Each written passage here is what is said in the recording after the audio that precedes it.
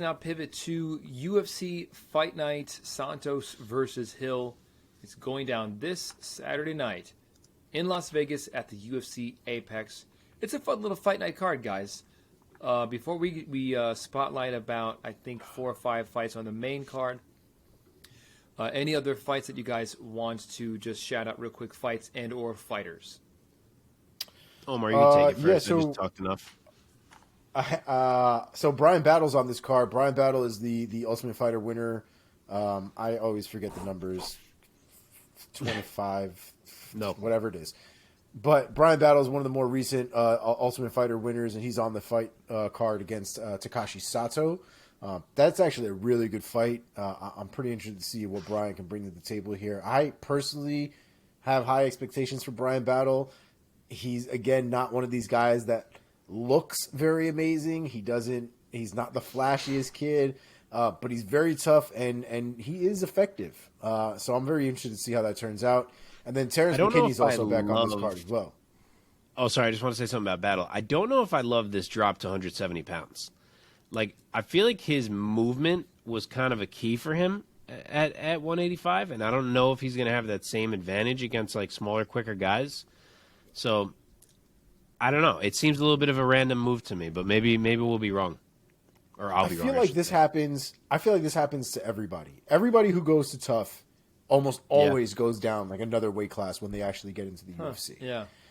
And I wonder if it's a thing where they want Brian, because I will say the one thing that Brian seemed to be missing in his last fight was the strength. He seemed to be kind of out-muscled by the guys that he was fighting.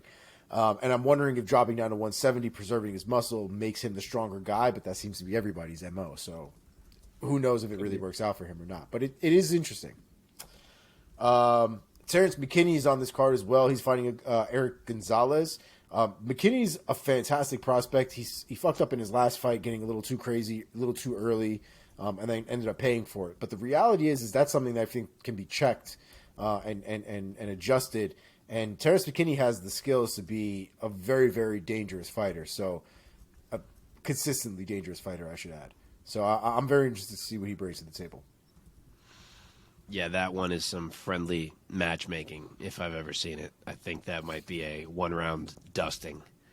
Actually, I'll mention 2 others quick. A pretty solid fight on this card is the opening fight, which is Mayra Bueno Silva against Stephanie Egger. I believe they're both ranked, or at least right on the edge of the rankings. Egger's really strong, which has carried her in a bunch of matchups so far, like impressively strong, but Silva is strong at this weight class too. Egger's had some nasty subs, but Silva's a black belt in jiu-jitsu, so it's an interesting fight. I'll be curious to see who comes out of that one. And then the other one I'll mention, I love Mikhail Oleksiejczuk. Always thought there was untapped potential in him. He was always a little small at light heavyweight. I like his drop. He is now a middleweight. He's going to be fighting Sam Alvey. I don't know how Sam Alvey's still in the UFC. And I think that this may be it, because I think that Oleksiejczuk may take him out pretty quickly here. But he's somebody to watch for sure. Okay. Guys, let's start in the heavyweight division on the main card. Augusto Sakai taking on Sergey Spivak. These are 2 big boys. A lot of skill there in the ring. So Augusto Sakai, obviously the Brazilian, he's 31 years old. He's 15-4 as a pro with 1 draw. He is coming off 3 losses, however. He's a guy who came into the UFC with quite a bit of hype as a proficient striker, but he's dropped 3 straight to Alistair Overeem, Jairzinho Rosenstrike, and most recently Tai Tuivasa last December. Sergey Spivak, coming off of a big TKO victory over Greg Hardy. He is from Moldova. He's known as the Polar Bear, 14-3 as a pro, so their records are pretty evenly matched, and he is the younger man at 27 years of age. Omar, let me start with you this time. What is your assessment? Give me your pick of Sakai versus Spivak. I think Spivak is overall a better fighter, frankly, and I think he's just a more well-rounded fighter as well. There is definitely MMA math involved in this as well, having Tai Tuivasa on both of their records, one having beat Tai Tuivasa at a very, few years earlier than the other, lost to Tai Tuivasa. But I think the reality is their styles will make this fight very interesting, but I think Spivak will be able to control the fight wherever it goes. I would even say he would probably be able to dictate where the fight goes throughout a majority of it as well. I think Spivak is going to be pretty dominant in this fight. I'm going to go with Spivak by first round TKO. Mark. So Sakai is a pretty big dog here, bigger than I expected. He's plus 205. Spivak is minus 265. This is kind of an odd pick for me because I like Spivak's game more than I like Sakai's. I would pick Spivak to beat more guys, I think, than I'd pick Sakai to beat. But matchup-wise, I think the two of them in there with each other, I kind of feel like the matchup favors Sakai. I don't think Spivak can take him down or at least hold him down enough to work like a top game or find a sub. I think the way to generally beat Sakai is with power, and Spivak doesn't really have that on the feet. And as timid as Sakai has looked lately, and he has looked bad lately, I think he's going to have a pretty clear striking advantage over Spivak. So, again, I feel weird because I really don't like Sakai as much as I like Spivak, but I think I'm going to go Sakai here in a close fight behind his striking to win a decision. I agree. I think I'm looking for Augusto Sakai to sort of bounce back in this fight and show the MMA world that he still possesses some really nice striking skills, and he's going to get it done over the Moldovan Spivak. I'm going to say he's going to win by TKO. Let's say second round. I feel like I always pick second round. It's the safest one. If you're wrong, you're only wrong by one round. Right. All right. So, as we've alluded to, this fight night features the tough finale for both the women's flyweight and the heavyweights, right? The heavyweights. Yep. Yeah. Not women's heavyweights, men's heavyweights. Correct. It might be women's heavyweight, maybe someday, maybe in 2050. Yeah. But women's flyweight, the finale is between Brogan. How do you say Brogan? Yep. Brogan Walker. Brogan. Yep. And is it Walker Sanchez or just Walker? I didn't even know about It's Walker Sanchez. Sanchez. It's Walker Sanchez now. Oh, Now. okay. Okay, she got married, No. I guess. Yeah. I've seen both. Taking on Juliana the Killer Miller. I'm going to let one of you guys cue this up because I don't watch stuff, unfortunately. I don't follow along with it. We both gotta watched say, it, this but I was a feel good like Omar is the tough man, so let's let him give it up. It was a good season. Listen, there are some fucking seasons that's tough that I hate watching. This wasn't really one of them. This feels was, like a chore this was a good sometimes. season. Yeah, it was a good season of tough though. And to be honest, I was actually a lot more impressed with the women than I was with the men. Oh yeah, for sure. The men, the men were relatively straightforward. I maybe it was because I had more expectations from Muhammad Usman. I guess I expected him to just kind of be this world beater, but he's not really, doesn't really seem to be that. Definitely won his fights, and a lot of them got pretty close. But the women, the women had arguably a few fight of the nights throughout that season.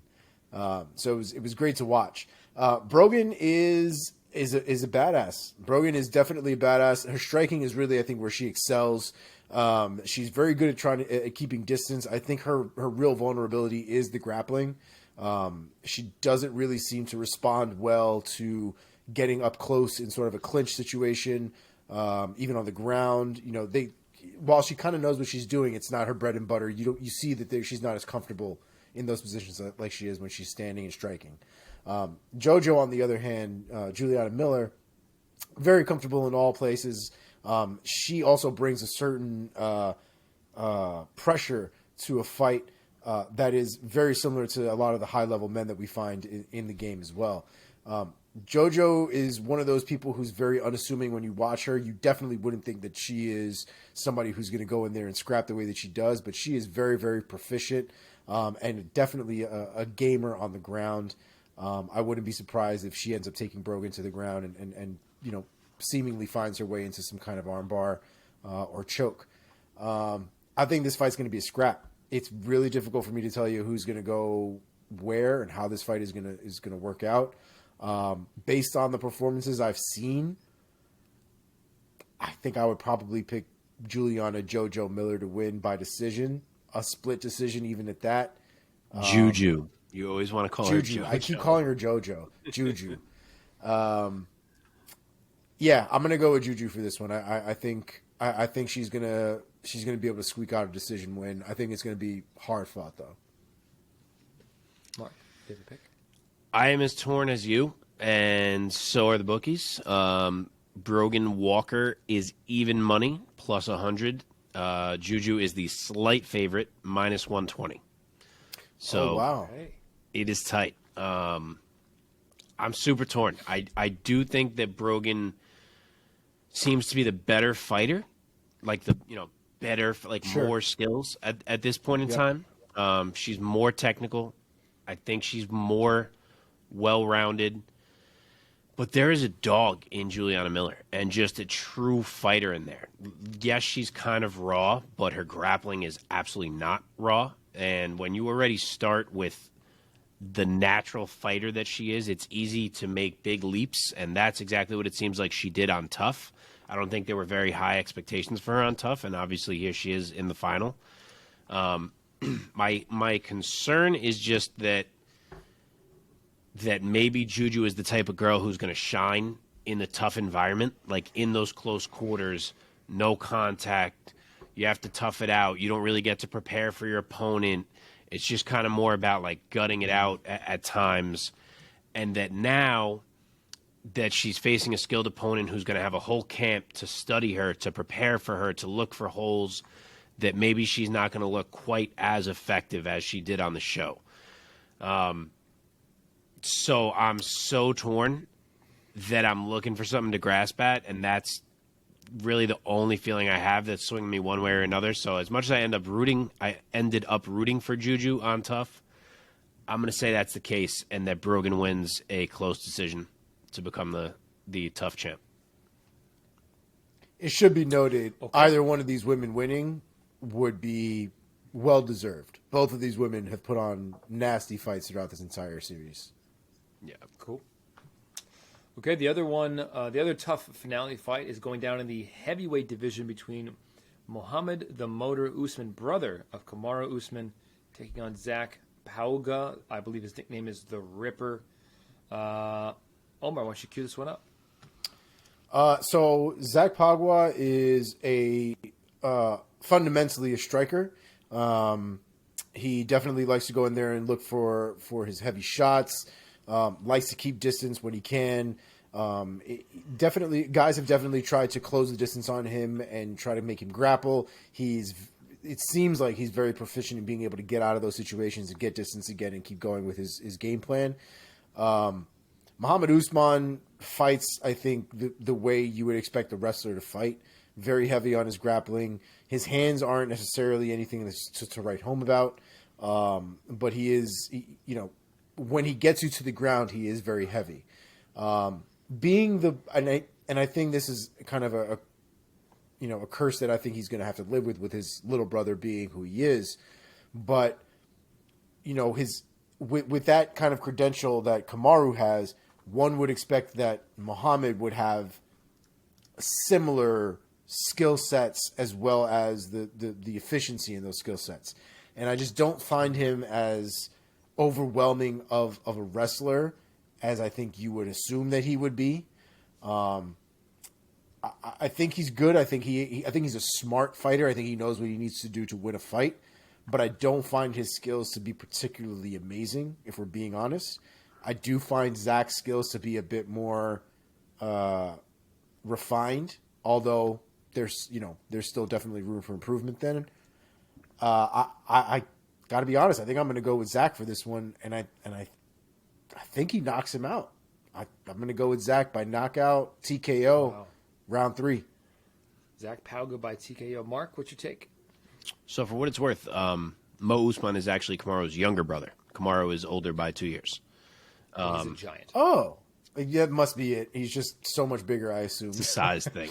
Yeah. So yeah, Mo is the dog here, pretty significantly. He's plus 200. Zach Pauga is minus 250 as the favorite, and I think that's accurate. Nothing that we saw from Mo on Tough dictates to me that he should win this fight. He is very raw. He's somewhat sloppy. I don't think he really knows what his game is yet. Whereas Zach Pauga showed some good signs. He looks like he actually has potential there.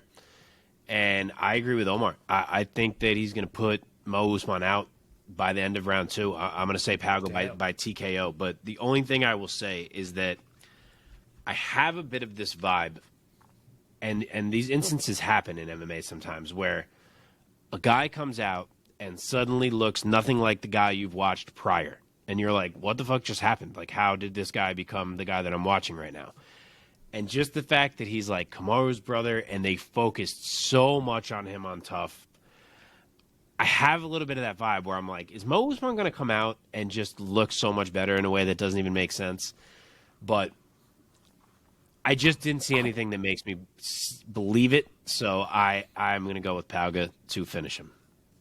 I don't think that that's the case, and the only reason I say that is because he's had the opportunity to do that already. He's had the resources. Oh, I know. He's had the PFL already. Like But like even with his brother now, he trains with Trevor Whitman.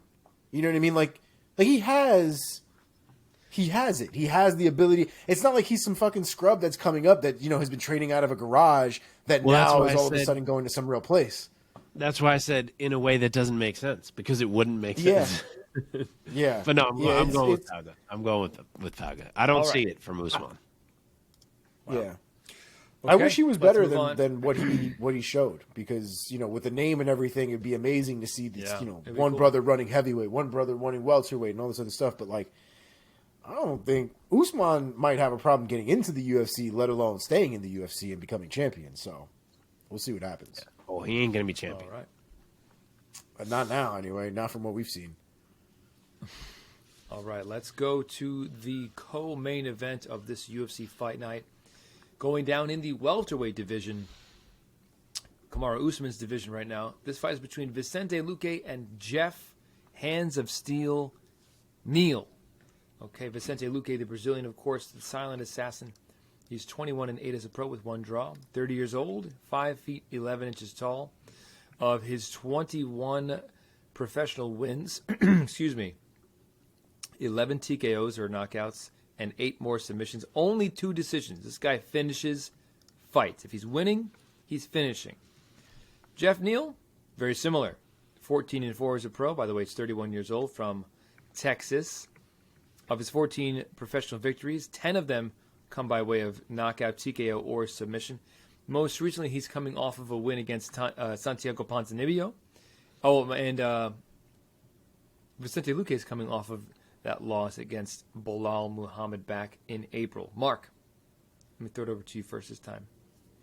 Give us your take of this pretty high-profile welterweight matchup between Vicente Lucay and Jeff Neal. So Lucay's the favorite here. He's minus 185. Jeff Neal is plus 150. I'm having a little bit of a hard time with this one, because on the face of it, and as soon as I saw it get made and everything, I was like, all right, Vicente Lucay is going to take that fight. But then you start breaking it down and you look at the good fights Jeff Neal has had, and there's absolutely a way that he could take this fight. Like, Lucay starts slow sometimes. It takes him a little bit to get going. If Jeff Neal could jump out and take round 1, which he tends to do. Granted, then he ends up coasting later in fights at times, and we saw his coaches had to be like, Jeff, like, you need to keep going. Like against Pons, they had to get his head back into it. So Jeff Neal is always a hard guy for me to read. Like, obviously he's super talented. He beat Bilal Muhammad. Granted, it was some years back, but a little MMA math there. Mm-hmm. He is good everywhere. He's got power, but I can't not pick Lucay. I feel like Lucay has proven more. I feel like he's proven to be more dangerous. He is an absolute dog, and as tough as Jeff Neal is, sometimes I just feel like he doesn't want it as much as Vicente Lucay does.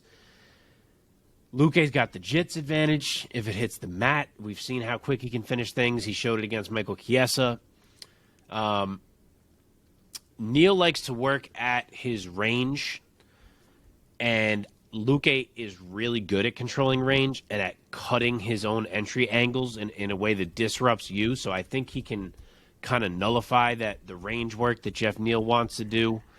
I think he's just a cleaner striker. I honestly will be disappointed in Vicente Lucay if he does not get this win, because I really think he should. I know I'm not saying the most technical things on earth right now, but I'm going with Vicente Lucay by UD in this one. Omar, give us technical and non-technical things. So, I love Vicente Lucay in this fight, to be honest. I think that if, as talented as Jeff Neal is, I think if he tries to play a rangy game with Lucay, if you're going kick for kick, I would go with Lucay all day. If we're going punch for punch, I'm going Lucay all day. I think his technique is just crisper. I think his ability to get the strikes where they need to be and put himself out of position to not get hit in return, I think is more on Lucay's side than it is Jeff's. Jeff has a real fucking problem not moving his head out of the way. I don't know why, but he does. And Vicente Lucay is not the guy you don't want to move out of the way of punches and kicks for. So if it goes to the ground, I think I give that to Lucay all day, whether he's on top or he's on bottom. I think he finds a way. But I also think his striking is just going to be superior as well. I don't think this is a decision. I think Jeff Neal gets put out. I think Vicente Lucay knocks him out. Second round KO. Wow. I was going to get crazier, but I'll stay there. Okay. All right, let's go on. Actually, I'm going to. Yeah, I was going to say. I'm going to go. I think we. Yeah, for sure. I think we're unanimous, guys. I'm going to go with Vicente Lucay because I'm a Vicente Lucay guy. To be quite candid with you, I've never really been a Jeff Neal guy. Yeah, same. I don't know why. Me either. Me either. I'm sorry. Sorry to Jeff Neal. Lucay is so talented to me, and he's such a warrior. I'm going to go with Lucay by TKO in round number 3. I like it. Okay. I like it. Let's go to the main event now. We have UFC Fight Night, Santos versus Hill, going down in the light heavyweight division, high-profile fight. We have Tiago Santos, which if you don't know means hammer. Hence the giant Thor's hammer tattoo on his torso. Not even on his chest, on his body. It's a big ass hammer. Tiago Santos taking on Jamal Sweet Dreams Hill. Although I like his newer kind of unofficial nickname of Main Event Mall. Yeah. I like it too. I do like that. Yeah. So we got Tiago Santos out of the red corner from Brazil, of course, the 38-year-old. 22-10 as a pro. This guy has fought a who's who in the lightweight division. He has also fought at middleweight, I believe. Has he fought at welterweight too? Tiago? No, I don't think so. Or no? Unless it was like pre-UFC, but right? not in the UFC. Just middleweight. Out of his 22 wins, he has 15 wins by knockout, including one other submission victory. He's most recently coming off of a loss against Magomed Ankalaev. He is, won for his last 5 fights, though. So looking to get back into the win column again over Jamal Hill. Jamal Sweet Dreams Hill from Grand Rapids, Michigan, my neck of the woods here in West Michigan. Coming into Saturday night with back-to-back wins over Johnny Walker and Jimmy Crute. Sweet Dreams is the younger fighter at only 31 years old, and also with a much smaller record with 10 wins, 1 loss, and 1 no contest. A pretty good finish rate with 6 knockout victories. No subs to his name, so a disadvantage there on the mat. Omar, let me throw it over to you to first give us an assessment and ultimately your pick for this very high-profile light heavyweight matchup between Jamal Hill and Tiago Santos. I'm a big Jamal Hill fan. I've been a Jamal Hill fan since I think his first fight in the UFC after watching him, which was the Darko Stosic fight. I think after the Ovin St. Preux fight, after his, the TKO wins and he started getting on that route, I was picking him from then on. The Paul Craig fight was the one kind of misstep that he had. I always keep thinking that that's a submission win because of how that fight actually ended, but it is a TKO win from elbows and punches. But Jamal Hill's a beast, man. He's an absolute animal. I think his potential in the UFC right now, especially in that division, I think is actually very, very high. And I think this is a perfect fight to kind of see where he's at. And to be fair, it's also a perfect fight to see where Tiago Santos is at. Tiago Santos has had quite a rough few fights lately. And the worst part about these losses is that he looks like a real shell of himself. He is not fighting the way he used to. He's fighting very scared, very timid. I don't even know if the legs are even that much of a problem as much anymore, so much as he's just not. He's fighting with a lot of backward movement and not a lot of forward movement the way we're used to. And so there's just a lot of caginess with the way he approaches these fights now. And it doesn't make for an entertaining fight. And he's not winning these fights as a result of this change either. So not really sure what's happening there, but he doesn't look great. What I will say is Jamal Hill doesn't seem like the type of fighter who will allow that to happen in a fight. He's very smart in these exchanges, so I expect Jamal Hill to be doing a lot of cutting of the cage off, a lot of strikes, and I eventually expect him to put down Tiago Santos. I'm going to go with Jamal Hill, TKO or KO, round 2. Mark. Jamal Hill's big favorite. He's minus 300. Tiago Santos is plus 240. I am sold on Jamal Hill, man. I've said before, I hopped on the bandwagon a bit late. I didn't see it at first. It was the Jimmy Crute fight where I was like, oh, shit, I missed this. And now we had the Johnny Walker one since then, and I could not be more on this bandwagon. He will have a 2-inch height and 3-inch reach advantage in this fight. If we ever had the old Santos who kicks, I think this could absolutely be a lot more interesting, but we just don't see it from him anymore. And I think that Jamal Hill's going to come out and walk him down. But what makes Hill so dangerous is that he will walk you down and keep you at range at the same time, where the end of his strikes are hitting you, but you're not able to crowd him. Like he manages that range so well. And that's key against Santos because you crowd Santos and he starts firing. Like, he goes into his buzzsaw mode. So I think that's a key for Hill, that he will keep that range as he walks Santos down. I don't think either that this version of Santos, who has as low of an output as he does, is someone who can keep Jamal Hill off him. I just don't think there's enough coming back to deter Hill. And I think that Hill picks his shots so stupidly well and is so precise with where he is landing them that I think he finds another kill shot here. And I agree with Omar. I'm going to say round 2 knockout. I will say welcome to the big time, Jamal Hill. He's going to get this victory by knockout or TKO. And with a win over a guy like a Tiago Santos, who's one of the bigger names in the light heavyweight division, Jamal Hill is really lining himself up for an even bigger fight later this year. I'm going to say Jamal Hill is going to win by knockout or TKO. I'm going to say, or more specifically, knockout. I'm going to go round 1, guys. Wow. Try this round 2 safe bullshit, okay? So the only reason I didn't pick round 1, and I had round 1 at the very beginning, the only reason I didn't pick round 1 is because the way that Santos has been fighting, I expect the most energy to be spent in the first round trying to keep Jamal Hill off of him. And I expect there to be a lot of mobility and stuff, and I just don't think there's going to be enough time for him to get caught in the first round. I think by the time the second round starts, things will slow down quite a bit, and he won't be able to get away from Jamal Hill as easily. Literally, Mark, what was your Hill? Also, what was your Hill pick? Round 2 knockout. You said Hill, round 2. Okay. Also, you guys both said round 2 knockout. Yeah. Mm-hmm. No one is finishing Tiago Santos on this run. I mean, I shouldn't say finishing. We saw Glover choke him out, but with strikes. I'm saying, like, yeah, he's losing. But other than the Glover sub, it's decisions. So yeah, it's hard to just say, oh, Tiago Santos is going to get dusted, because no one does that to him. But I think at least as the fight goes on, I do think it's going to happen. Okay. And Yeah, yeah, I also think that Santos is the older guy. He's got a ton of miles on him, and I think it's Jamal's time. I agree.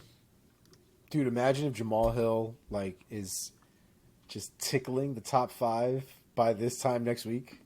Dude, yeah. Crazy, I man. mean, that's a real thing. That's a real possibility. Yeah, for sure.